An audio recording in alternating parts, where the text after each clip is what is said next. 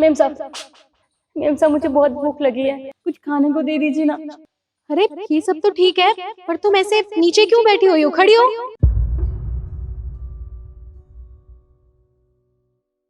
हाँ, ऐसा क्या हो गया जो तुम किसी के भी घर के बाहर बैठे हो और ऐसे खाना मांग रही हो? वो क्या है ना मेम साहब, मैं बहुत दूर से आई हूँ अपने पति को ढूंढने के लिए।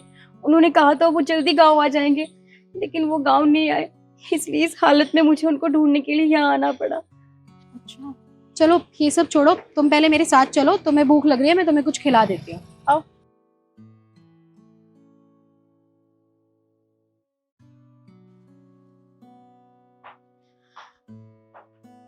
तुम एक काम करो, तुम बैठो, मैं तुम्हारे लिए पानी लाती हूँ, ठीक है? जी।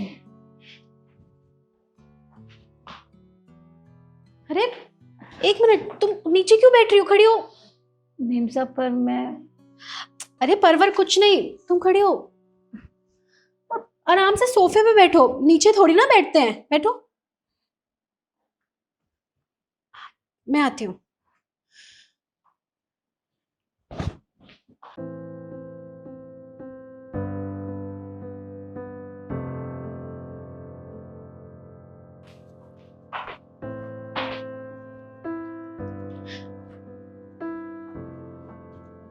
ये लो। शुक्रिया।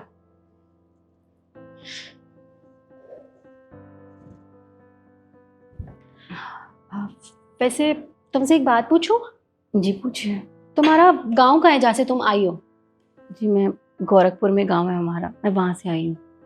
अच्छा, पर मुझे एक बात बताओ, इतने अनजान शहर में, इतना ये बड़ा शहर है, तुम अपने पति को यहाँ पे अकेले ढूंढ रही हो, वो भी इस हालत में, तो उनका कोई कांटेक्ट नहीं है जिससे तुम उनसे बात कर सको? पता तो मुझे नहीं पता, लेकिन हाँ उनका फ़ोन नंबर है मेरे पास, उनके किसी दोस्त ने दिया था, मैं बताती हूँ आपको।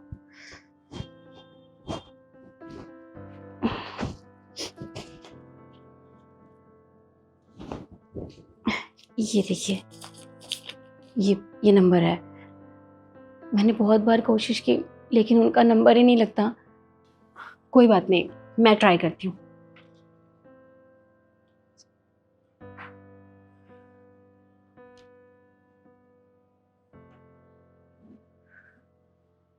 नंबर तो बन जा रहा है। हमेशा ऐसा ही होता है, मैं जब जब कोशिश करती हूँ उनका नंबर बंद ही आता है।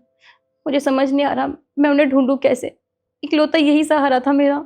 पर अब तो कुछ नहीं पता, पता नहीं कहाँ होंगे, कहीं किसी परेशानी में ना हो। मुझे बहुत फिक्र होती है उनकी। कोई बात नहीं, तुम परेशान मत हो। वैसे तुम्हारी शादी को कितना टाइम हो गया? जी 1.5 साल हो गया। शादी के 2 महीने बाद ही वो शहर आ गए थे। उन्होंने कहा गाँव में काम अच्छा नहीं है, शहर में काम करूँगा तो सबको वहाँ बुला लूँगा। लेकिन उसके बाद ना उनका पता ना कुछ, और फिर मैं ऐसी हालत में उनको ढूंढने के लिए आ गई क्योंकि मेरे बच्चे को और मुझे उनकी बहुत ज़रूरत है, इसलिए। लेकिन वो पता नहीं कहाँ है।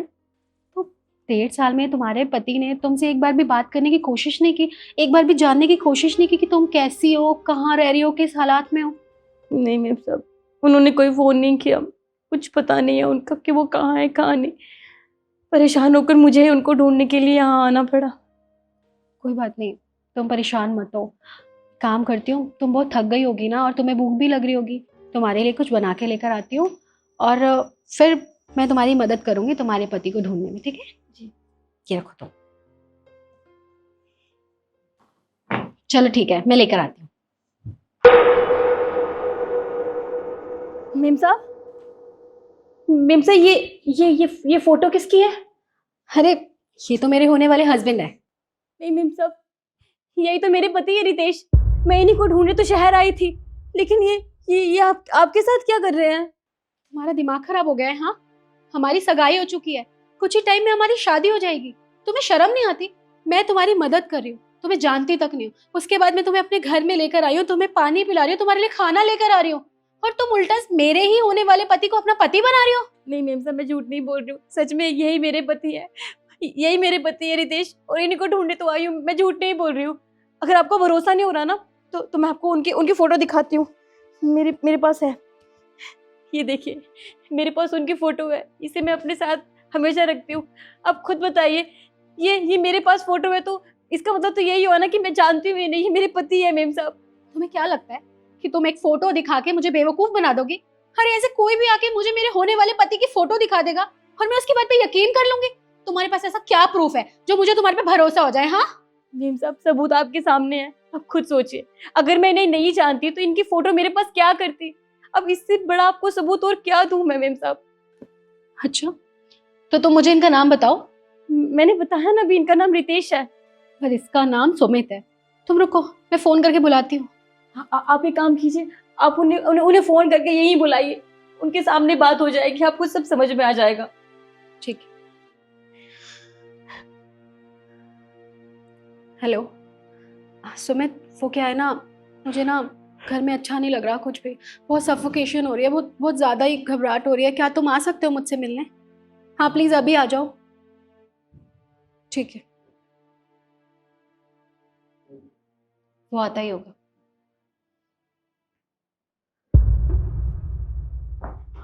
क्या हुआ ईशु, तुम्हारी तबीयत ठीक तो है? तुमने अचानक से मुझे बुला लिया। हाँ मेरी तबीयत ठीक है, बस मेरा मन नहीं लग रहा था, अब तो सोचा तुम्हें बुला लूं। वैसे तुमसे एक सवाल पूछूं?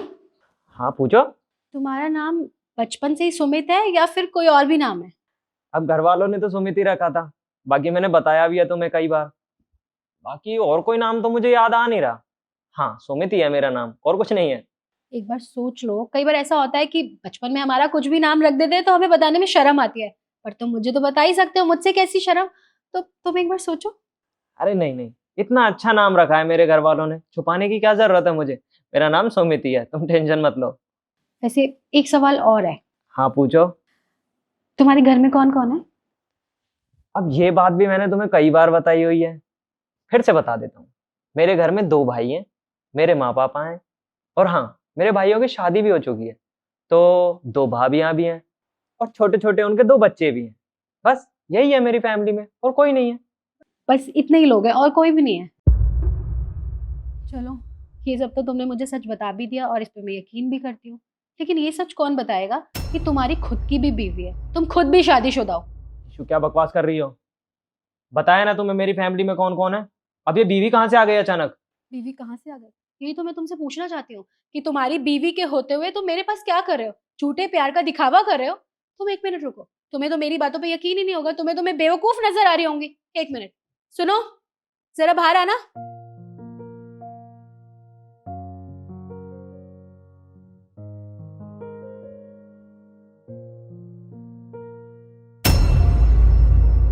ये तुम्हारी बीवी और तुम्हारा होने वाला बच्चा, अब क्या बोलोगे तुम? आपने ये सब क्यों किया हमारे साथ? मेरी क्या गलती थी इसमें? और इस होने वाले बच्चे की क्या गलती थी? आपने तो कहा था ना आप गांव ढूंढ के गांव वापस आ जाओगे, आप आए क्यों नहीं? आपको पता है मैं इस हालत में पूरे शहर में आपको ढूंढ रही हूँ, लेकिन आप मुझे मिले तो यहाँ। अगर आपको मुझसे शादी नहीं करनी थी, मुझसे प्यार नहीं करते, तो आपने आपने बोल दिया होता ना। इस तरह से 2 जिंदगियां खराब करने की क्या जरूरत थी आपको? मुझसे शादी करने की क्या जरूरत थी? मना कर देते।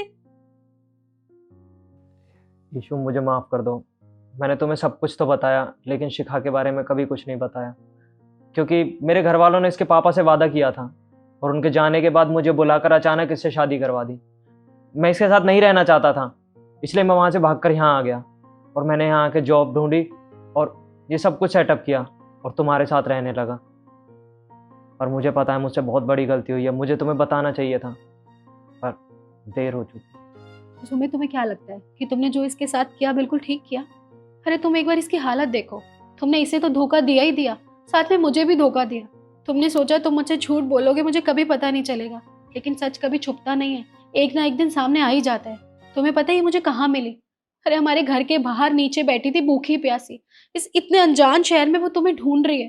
अरे खुद सोचो, वो तुमसे कितना प्यार करती होगी जो इस हालत में भी वो तुम्हें ढूंढ रही है। देखो, मैं मानती हूँ कि मैं भी तुमसे बहुत प्यार करती हूँ, हमने साथ में रहने के सपने भी देखे थे, हमारी सगाई भी हो गई थी, पर मुझे लगता है हमसे ज़्यादा ज़रूरी इसे तुम्हारे साथ की ज़रूरत है। अरे वो तुम्हारी बीवी है, और ठीक है तुम्हारे साथ जो भी हुआ मैं मान लेती हूँ कि तुम्हारी शादी ज़बरदस्ती करा दी होगी, लेकिन तुम्हारे पास अभी भी मौका है, तुम अपनी गलती सुधार लो और इसको अपना लो, और अपने होने वाले बच्चे को भी अपना लो, क्योंकि इन सब में इस बेचारे की क्या गलती है? हाँ, और मेरा क्या है, मैं तुम्हें हमेशा के लिए छोड़ के जा रही हूँ, बस यही प्रार्थना करूंगी कि तुम हमेशा खुश रहो और इसको भी खुश रखो। मैं चलती हूँ।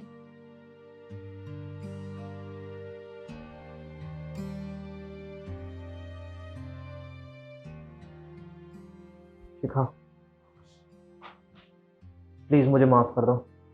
मुझसे बहुत बड़ी गलती हो गई। तो मैं तुम्हें ऐसे ही वहाँ छोड़कर और यहाँ आके रहने लगा, और तुम्हें कभी अपने बारे में कुछ बताया भी नहीं और ना अपने तक पहुँचने दिया।